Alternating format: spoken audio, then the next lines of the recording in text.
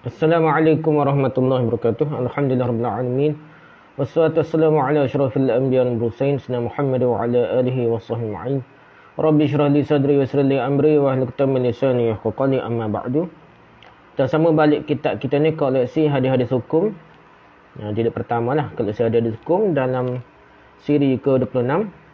Kita masih lagi bab yang ke-8 lah, yang ke-8, iaitu hukum-hukum wuduk. Bab masalah ke-97, masalah membaca bismillah di permulaan wuduk. Masalah yang ke-98, membasuh tangan di luar bekah, luar bejana. Menghirup air ke hidung sesudah bangun dari tidur bila hendak berwuduk. Masalah ke-99, membasuh tangan hingga pergelangan di permulaan wuduk. Kita bicara semua ni. Masalah ke-100, mencedok air dengan tangan. Mencedok air dengan tangan. Mencedok air dengan tangan. Kita pergi pada masalah yang ke-101 dah. Masalah ke-101, berkumur-kumur dan menghirup air ke hidung. Berkumur-kumur dan menghirup air ke hidung dah. Hadisnya ke hadis ke-190. An Abdi Khairin radhiyallahu anhu qala da'a Aliyun biwudu'in fatmadmada wastanshaqa wa nathara biyadihi al-yusra fa fa'ala hadha thalathan thumma qala hadha tuhuru nabiyillah sallallahu alaihi wasallam, rawahu Ahmad wa Nasa'i. Hadis ke-190 dari Abu Khair, dari Abdul Khair. Abdul Khair berkata, Ali pernah meminta air wudu. Maka beliau pun berkumur-kumur serta menghirup air ke hidungnya dan menghembuskan dengan tangan kirinya. Yang mempergunakan tangan kiri buat memegang batang hidung. Jadi dia sah tangan kiri, serut balik tangan kanan, sah tangan kiri dah, gitu dah. Beliau berbuat demikian 3 kali. Akhirnya berkata, beginilah cara wuduk Rasulullah SAW. Hadis Ahmad dan Nasa'i. Rujuk Al-Muntaqa juz 1 muka 10, Al-Muharram muka 10, dan Al-Athar juz 1 muka 31 dah. Jadi hiruk ni, serentak ni mulut ni hidung. Dah, lepas tu sah. Sah tu dengan isyarat dengan kiri dah. Gitu lebih kurang dah.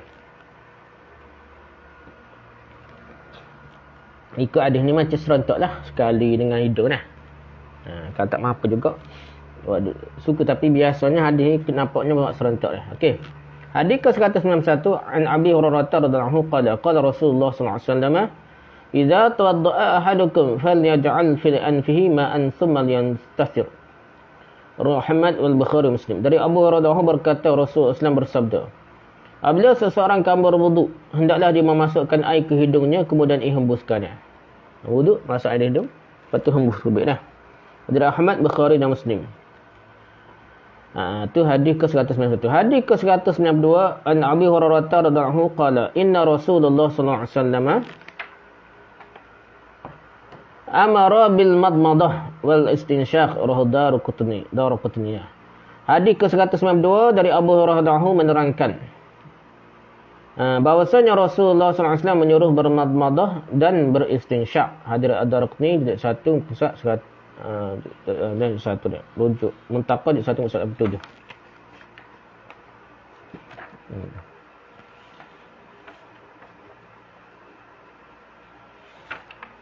Okey, habis itu dah.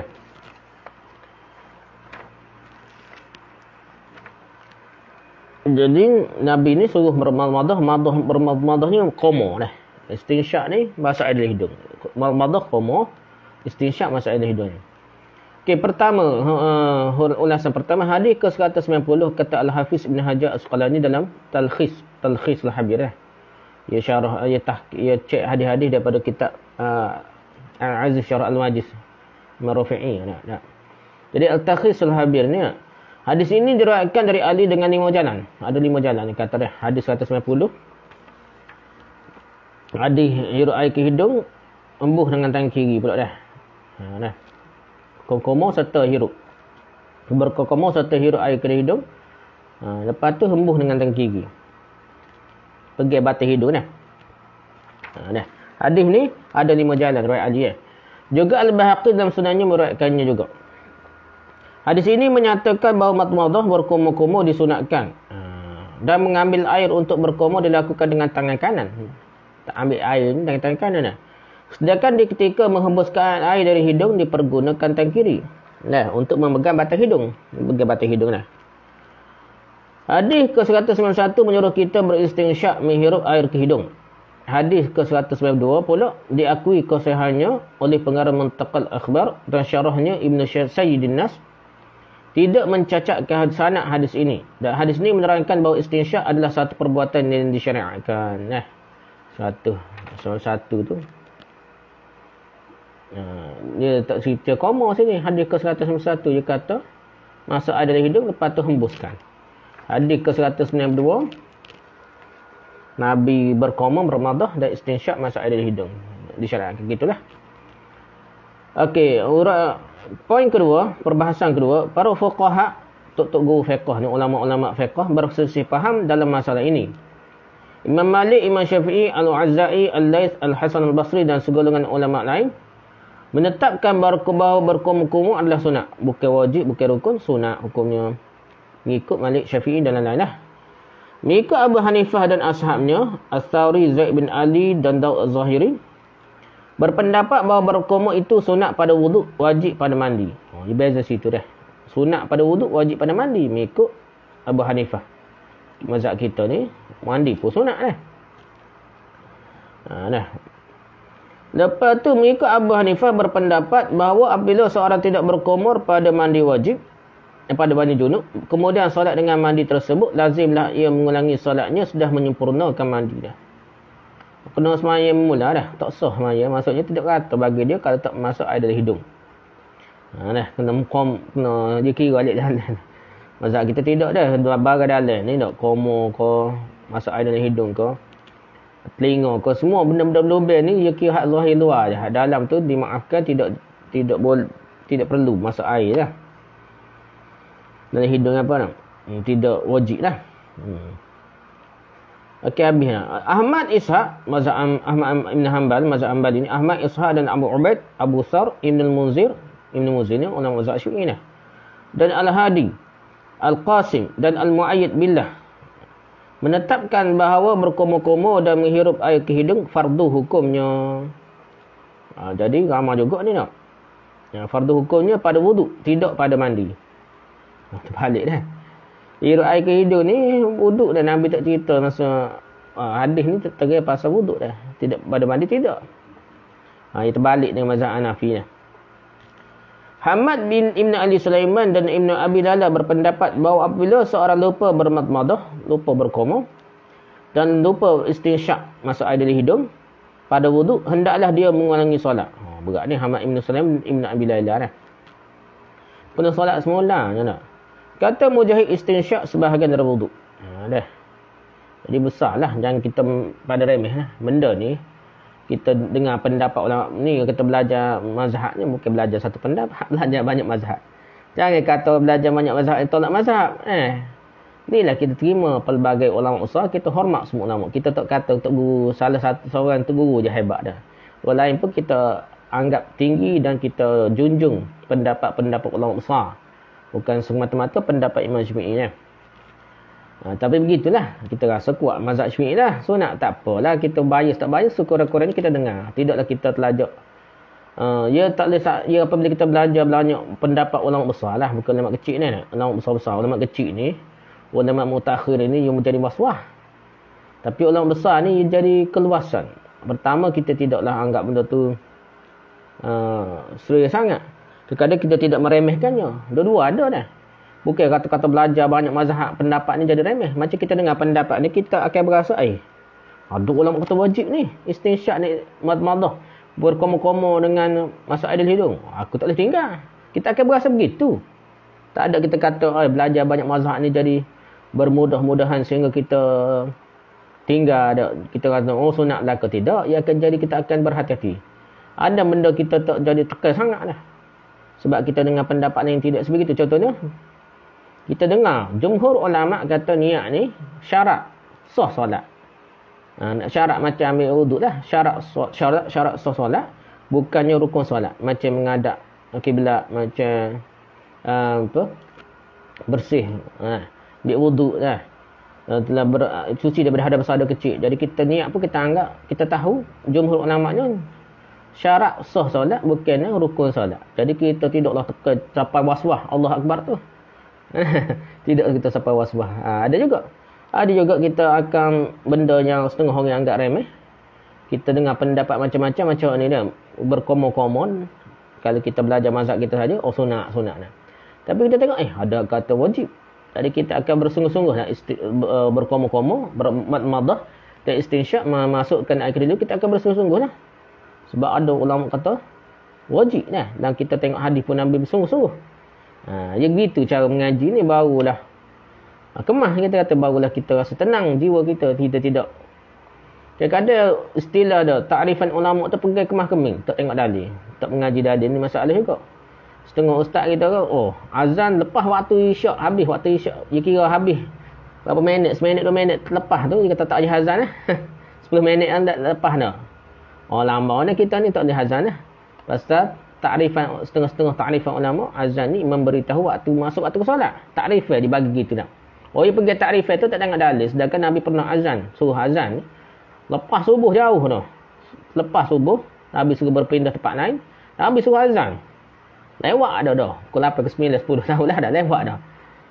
Suruh azan juga. Maksudnya, syariat azan tidak terhapus dengan habisnya waktu solat lah. Dia tetap disyariatkan untuk solat berjemaah. Tapi awal waktu tu ada dua perkara. Ya, boleh situ ni. Pertama, untuk beritahu masuk waktu solat dan untuk solat berjemaah. Kalau dah lewat sikit, tetap disyariatkan untuk ajak solat berjemaah.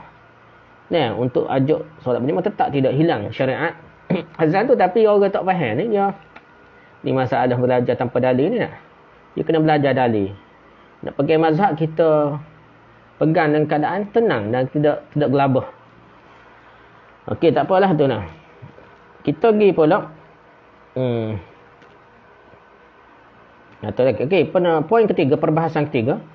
Dalam masalah ini ni, faham Ahmad yang kuat. Mazhab Ahmad ni dah hamba kuat. Kerana pertama, berkomo-komo ataupun madmadah, bahasa Arab madmadah.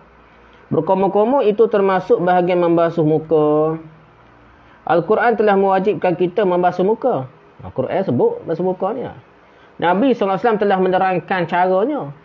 Bila kita memperhatikan sifat wuduk Nabi yang menjelaskan mujmal ayat, keumuman ayat, masuk ayat tu, nyatalah bahawa Nabi tidak pernah meninggalkan madmadah dan istinsyak. Dalam hadis tak ada sebut Nabi tinggal komo-komo dengan masuk air dalam hidung istinsyak ni. Sebagaimana telah ditegaskan oleh pengarang Az-Zad, Zadul Ma'ad, kali dah Zad. Jadi tak pernah tinggal dah. Dia kata kuatnya mazhab Ambali, wajib dah. Jadi kita ni kalau tak faham pegang pun kita rasa tak tinggal. Sekurang-kurangnya. Hadis Abu Hurairah dahulu diriwayatkan oleh Ad-Darqutni, hadis ke-192, dan telah diakui sahihnya pula oleh segolongan ulama-ulama Syafi'iyah. Segolongan ulama-ulama Syafi'iyah mengakui kelemahan dalil tidak mewajibkan madmadah dan istinsyak. Ada ulama-ulama, contohnya Ibn Muzi ke apa dia? Ada lagi lah ulama-ulama mazhab Syafi'i yang dia kira Syafi'iyah lah, Syafi'iyah, tapi dia kata wajib juga berkomo-komo dan memasukkan air dalam hidung lah, madmadah dan istinsyak. Dia kata sunat tu lemah. Okay, setelah dari dalil Ahmad kita perhatikan yang telah bahawa berkomo-komo dan menghirup air ke hidung wajib, bukanlah sunat. Kemudian perhatikanlah hadis yang diriwayatkan oleh Daraqutni, iaitu madmadah, berkomo-komo dan istinsyak masuk air dalam hidungnya dari wuduk yang tidak boleh tidak dikerjakan. Dan perhatikan lagi hadis Abu Daud yang bersanad hasan menurut Az-Zahabi, iaitu apabila engkau berwuduk hendaklah engkau bermadmadah. Ajak suruh-suruh lah. Kalau wuduk kena qomo lah. Okay, perbahasan ni boleh tengok Al-Muntaqa jilid 1 86 hingga 7, Nailul Autar oleh Syaukani jilid 1 173 hingga 174, Ta'liq Ihkamul Ahkam jilid 1 muka 117, Al-Muharrar muka 111, Umdatul Ahkam jilid 1 muka 134, Al-Mughni jilid 1 muka 112, Al-Muhalla jilid 2 muka 150. Okey, masalah ke-102. Cara berkomo-komo dan menghirup air ke hidung. Cara berkomo-komo dan hirup air ke hidung. An Amr bin Yahya al-Mazini radhiyallahu anhu qala syahidtu Amr bin Abi Hasan sa'ala Abdullah bin Zaid an wudu'in Nabi sallallahu alaihi wasallam fada'a bi taurin min ma'in fatawadda'a lahum fakaffa'a 'ala yadihi faghasalahuma thalathan thumma adkhala yadahu fil ina'i famadmada wa istanshaqa wastansara thalathan bi thalathi ghurfatin min ma'in thumma adkhala yadahu faghasala wajhahu thalathan thumma adkhala yadahu fil ina'i faghasala yadayhi ila al-mirfaqaini marrataini thumma adkhala yadahu fil ina'i famasaha bi ra'sihi fa aqbala bi yadihi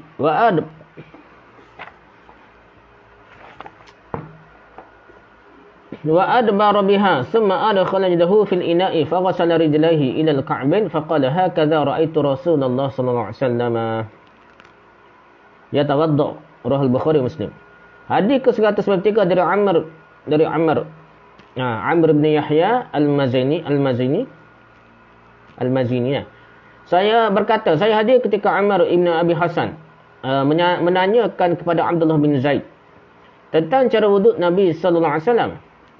Abdullah bin Zaid meminta air lalu berwuduk. Saya lihat beliau mula menuangkan air dari bejana, dari bekas tu, dari besin ke dari beldi ya. Dia tungging sikit dan membasuh kedua tangannya dahulu hingga pergelangannya 3 kali. Sesudah itu beliau memasukkan tangannya ke dalam bejana. Tangan yang basuh tadi dia pun jadi cetung. Masuk air dalam bejana lalu mencedok air dengan tangannya dan berkumur-kumur, ambil air tu kumur-kumur. Dan menghirup air ke hidung dan menghembuskannya 3 kali dengan 3 kali cedokan air. 3 kali cedok air dah. Kemudian beliau memasukkan tangannya lalu membasuh tangannya 3 kali dah. Ambil tangan itu basuh tangan kali 3 kali. Kemudian beliau masukkan tangannya lagi ke dalam bejana lalu mencedok air dan membasuh kedua tangannya hingga sikunya 2 kali. Ambil dah. Dia pun cedok basuh tangan kanan, ambil cedok basuh tangan kiri dah. Dia kata sini 2 kali.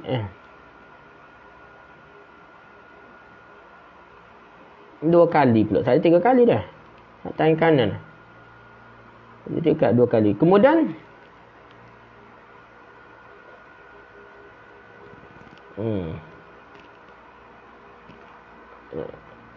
marwatan ni.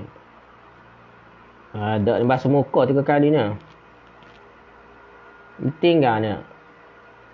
Kemudian beliau memasukkan tangannya lalu membasuh bukan tangannya, membasuh mukanya 3 kali. Kemudian beliau masukkan tangannya lagi ke dalam bekas dan bejana tu lalu mencedok air dan membasuh kedua tangannya hingga sikunya 2 kali. Jadi muka ni 3 kali, tangan ni 2 kali pula dah. Gitu betul dah. Tengok harap dah.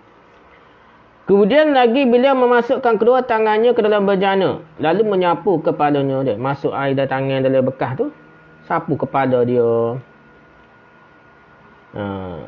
Beliau mengusapnya kedua telapak tangannya ke muka dan belakang kepala. Dia ambil daripada depan ni. Dah. Tarik ke belakang, sampai tekuk, tarik ke depan balik dah.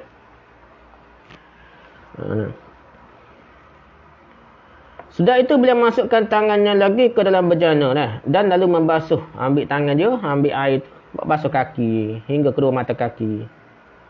Dan akhirnya beliau berkata, beginilah saya lihat Rasulullah SAW berwuduk. Dah. Ini tak sebut berapa kali dah kaki ni nak. Cuma no. Dah. Tangan tu sebut 2 kali dah. Sekali kepala tu sekali ya, kepala sekali dah. Muharram muka surat 10. Okey, hadis ke-194. Tadi hadis ke-193. Hadis ke-194 an Humran maula Uthman radhiyallahu qala Inna Uthmana tawadda'a fada'a bima'in faghasala yadayhi thalathan thumma gharafa biyaminihi thumma rafa'aha ila fihi famadmada wastanshaqa bikaffin wahidatin wastanthara biyusrahu. Rawahu Sa'id bin Mansur. Hadis ke-194 dari Humran maula Uthman, hamba Uthman lah. Humran ni maula itu atau hamba kepada Uthman radhiyallahu menerangkan bahawasanya Uthman mau berwuduk. Lalu meminta air yang suruh Humran lagi lah. Maka yang mula-mula beliau kerjakan ialah membasuh kedua tangannya 3 kali. Kemudian mencedok air dengan tangan kanannya. Dah bekas tu kecil. Lalu mari cetuk ke apa. Dituai sikit lah basuh tangan ni. Tuai air tu basuh lah. Lepas sudah 3 kali basuh tangan tu. Tuai. Barulah dia cedok. Dia bekas tu, berdi ke, besin ke, cetung. Dia baru, tangan dia baru ambil wuduk dah. Lalu dia mengangkat tangannya itu ke mulut. Ambil cedok tu, masuk mulut. Dan bermamadah. Dan beristinsyak dengan satu telapak tangan. Jadi telapak tangan ni, mulut dengan hidung sekaligus. Ya. Dan beliau menghembuskan air itu dari hidungnya dengan mempergunakan tangan kiri memegang batang hidungnya gitulah. Hadirat Sa'id bin Mansur. Rujuk Al-Mughni, Ibnu Qudamah lah. Jilid 1/105. Okey, kita tengok perbahasannya. Hadis ke-193 menyatakan bahawa berkomo-komo bersamaan dengan menghirup air ke hidung. Serentak ni, hadis ke-193 ni. Serentaklah komo dengan hirup air ke hidung. Artinya sekali ambil air. Sebahagian dipakai buat berkomo-komo dan sebahagian lagi dipakai untuk dibuat hirup ke hidung. Boleh buat serentak ataupun komo dulu. Lepas tu masuk air hidung. Bersih dah. Nah, gitulah. Lebih kurang dah. Tegasnya bukan sudah berkomo-komo 3 kali baru dihirup air ke hidung. Bukan sudah 3 kali. Ataupun kita buat gini apa? Komo. Sebahagian tu komo. Lepas tu luwek dulu kah, lepas tu masuk hidung. Ataupun sekarang serentak lah. Komo, hidung air dulu, lepas tu seh dengan luwek sekali dah. Ataupun, sudah komo dulu. Apa dah? Air yang sama. Lepas tu air lagi masuk hidung, lepas tu seh. Dah. Tadi tidaklah sampai 3 kali, maksudnya mulut dengan hidung ni sekali.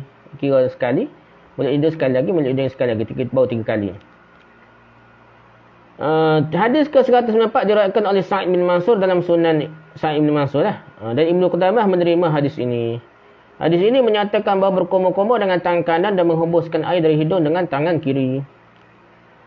Perbahasan kedua dah. Para fuqaha ada yang menyukai berkomo-komo dan menghirup air ke hidung secara bersamaan. Ada yang menyukai memisahkannya. Dan ada fuqaha beza pendapat dah. Tak suruh komo molek kat, suku-suku lah tak. Kata Syafi'i dalam al-umum, memadmadah dan istinsyak dikumpulkan. Kerana Ali ketika mensifatkan wuduk Rasul, mengumpulkannya serentak. Maksud Syafi'i pun serentak dah. Mulut dengan hidung dah. Akan tapi dalam Al-Buaiti ni, Syafi'i mengutamakan sepanjang madmadah dipisah-pisahkan. Komo suku, masalah di hidung. Kerana demikian menurut riwayat Talhah, ada riwayat lain dah. Dan kerana memisahkan madmadah dari istinsyak lebih membersihkan, lagi kuat lah. Kita komo kuat, luwek. Masuk air hidung, seh lah. Lagi cuci lah. Lagi kita boleh fokus. Ashab Syafi'i bermacam-macam fahamnya dalam menerangkan sifat mengumpulkan itu. Hadis tu sebut kumpul, serentak sungguh kau ataupun sebenarnya kau masuk walaupun air yang sama, masuk komo sudah, baru masuk air hidung, seh. Tak jelas. Ataupun serentak sungguh. Buat sekali komo dengan istinsyak. Nah. Jadi ulama mazhab kita pun pening ni, faham lah, nak faham macam mana. Ada yang mengatakan mengambil secedok air lalu bermadmadah 3 kali. Dan beristinsyak 3 kali. Dah. Sudah itu mencedok air lagi lalu bermadmadah dan beristinsyak. Tegasnya tiap-tiap cedok air untuk madmadah dan untuk istinsyak. Sifat memisahkan sebagai berikut. Sebagai ulama menetapkan mencedok air lalu berkomo madmadah 3 kali, sudah itu mencedok air lalu beristinsyak 3 kali. Kalau ikut pendapat lain lah, tapi bertentangan dengan hadis tadi lah. Kata sebagai yang lain 3 cedok untuk madmadah dan 3 kali cedok pula untuk istinsyak. Cedok lain-lain, madmadah suku dan 3 kali cedok untuk istinsyak suku dah. Kata Imam Nawawi lah, madmadah dapat dilakukan dengan salah satu dari 2 macam itu. Baik dikumpulkan atau dipisahkan, boleh berlaku. Namun hendaklah madmadah itu didahulukan atas istinsyak, tu poin penting dah. Yang pentingnya madmadah, hak molek kalau ikut hadis kan. Kita tidak beri jauh dengan hadis, kita komo. Lepas tu masuk air hidung. Kalau nak pisah pun biar bukanlah madmadah komo 3 kali, baru istinsyak 3 kali. Tidak. Kita komo, buat, ambil air, masuk air hidung, komo lebih baik, lebih dekat dengan hadis lah. Okay, dalam mazhab Syafi'iyah ada terdapat faham tidak sah istinsyak jika didahulukan atas madmadah. Ada pula dah. Istinsyak ni tu kadang-kadang melampau lah. Tak apalah, kita fahamnya. Dia melampau je ni, kadang-kadang ni ulama kedua-kedua ni dia lebih hak daripada hadis dah. Kata Ibnu Qudamah disukai madmadah dan istinsyak dilakukan dengan satu cedok saja. Ibnu Qudamah pasal hadis tu jelas. So cedok dah. Tak payah cedok lain dah. Demikianlah yang disukai oleh Imam Ahmad dah. Ibn Hanbal, anak murid Imam Syafi'i. Dan tidak diwajibkan tertib antara keduanya. Tidak wajib nak siapa tak sah mengarut. Siapa kau beza sikit. Ini benda ni bukan ya macam dalam ayat Quran tu yang kita kata hak tu mungkin lah. Kena ikut betul ayat Quran sebut muka, tangan ke apa tu ikut tertib. Yang lain tu sunat. Kita tertib sangat. Betul boleh juga. Hanya yang disunatkan hendaklah madmadah didahulu ke atas membasuh muka. Gitu lah. Semua perawi yang mensifatkan wuduk Rasulullah mereka melakukannya demikian. Tu saja dah. Okey, perbahasan ketiga. Para ulama sepakat bahawa madmadah berkoma-koma tu ialah memasukkan air ke dalam mulut lalu berkoma-koma tu panggil madmadah. Koma-koma dah. Sudah itu dikeluarkanlah. Luar dah. Dikeluarkan dan juga mereka bersepakat menetapkan bahawa istinsyak masuk air dalam hidung tu memasukkan air ke hidung dihirupnya dengan nafas hingga sampai ke batang hidung. Kemudian dihembuskannya.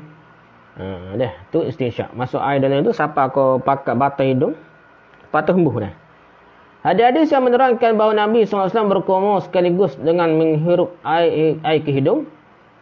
Yakni dengan satu cedokan lebih banyak dan lebih sah. Itu kuatlah hadis ni. Sekali cedok tu, goma apa air tu, masuk air dalam itu dah. Dalam patut itu, jika seseorang memisahkannya, tak dapat dikatakan bertentangan sunnah. Tak boleh kata, sunnah ambil koma dulu, lepas tu ambil air hidung pula. Tak boleh kata lawan sunnah. Jangan kan. Tak boleh kata bertentangan sunnah. Kerana ada juga hadis yang dijadikan alasan, ada dalil seolah-olah nampak ni macam pisah ni. Tapi tak kuat lah, tak gagah. Jadi mengumpulkan madmadah dan istinsyak itu lebih bagus, lebih kuat lah. Menurut petunjuk kebanyakan hadis, madmadah berkoma-koma dan istinsyak memasukkan hidung ni, cuci hidung dan lubang hidung tu dilaksanakan oleh Nabi sebelum membasuh muka. Akan tapi mengingatkan bahawa sahnya bermadmadah masuk bahagian membasuh muka. Tidak ada salahnya membasuh muka lebih dahulu, setelah itu barulah bermadmadah. Tak salah yang kata dah. Sebab yang bukan yang mesti tertib yang macam muka tangan tu yang dalam Quran tu dah. Ini tidak sampai tahap tu lah. Dia termasuk dalam bahagian muka, koma-koma ni. Jadi kemudian lepas basuh muka boleh lagi nak koma dah. Mengikut tu lah mazhab kita. Tapi sehogot lah. Istimewa bila diingatkan bahawa Nabi sendiri pernah bermadmadah sudah membasuh kedua tangan hingga ke sikunya. Nabi pernah koma lewat ni. Jadi pernah. Ada dalil menceritakan Nabi lepas basuh tangan tu baru nak koma dah. Rujak Al-Maharal muka surat 10, Al-Mughni jilid 1 muka surat 5, Al-Majmu' Syarah Mahazab Imam Nawawi tu jilid 1 muka surat 301 hingga 306. Al-Muhazzab nah. Muhazzab pun ada tak ajak muka surat ni.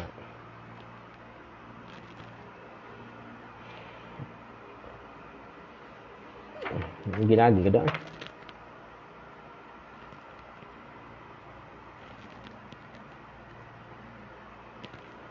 Pergi sikit lagi lah tak? Masalah ke 103 lah. Menyempurnakan madmadah. Apa kata? Menyempurnakan ni. Apa panggil? Dah telefon kau. Kena berhenti kali tak? Sekat ni ada dulu tak? Maaf kita berhenti dekat ni. Masalah ke 103. Subhanakallahumma hamdika. Subhanakallahumma hamdika. Subhanakallahumma hamdika. Asyhadu an la ilaha illa anta astaghfiruka wa atubu ilaik. Assalamualaikum warahmatullahi wabarakatuh.